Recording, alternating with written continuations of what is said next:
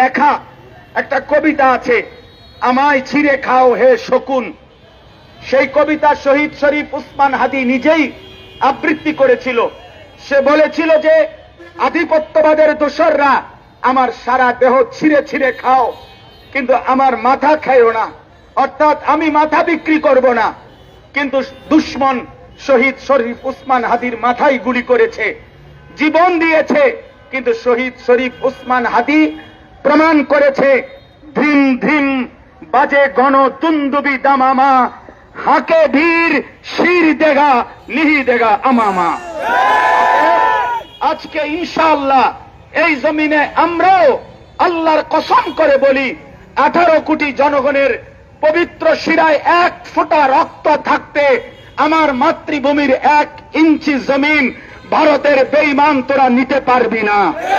এই জমিন 1 রক্ত নয়, 1 হাদি নয়, লক্ষ কোটি হাদির রক্তের পবিত্র জমিনে প্রয়োজনে খুন ঝরবে, কিন্তু আজাদি থাকবেই থাকবে, থাকবেই থাকবে, থাকবেই থাকবে। নারায়ে তাকবীর, নারায়ে তাকবীর, আল্লাহু আকবার, আল্লাহু আকবার। হেফাজতে ইসলাম বাংলাদেশ জিন্দাবাদ, জিন্দাবাদ। ইনকিলাব, ইনকিলাব, ইনকিলাব, ইনকিলাব, জিন্দাবাদ, জিন্দাবাদ। শহীদ হাদীর রক্ত বৃথা যেতে দেব না, শহীদ হাদীর রক্ত দিল্লি না ঢাকা, দিল্লি না ঢাকা,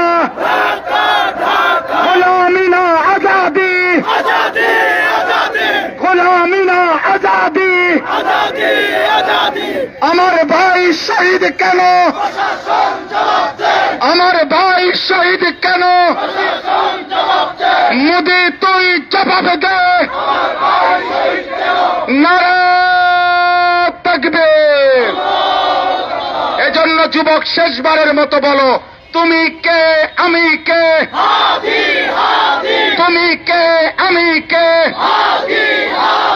চারিদিকে সব দিকে, ডান দিকে বাম দিকে, সামনে পেছনে, জমিনে আকাশে মাটিতে রক্তে রাজপথ সারা দেশ, ইমানদার যুবক কিশোর নৌজওয়ান সবাই বলো, আবার বলো, জোরসে বলো, সবাই বলো, এক আওয়াজে বলো না রে, বলছো কেন, আবার বলো, জোরসে বলো।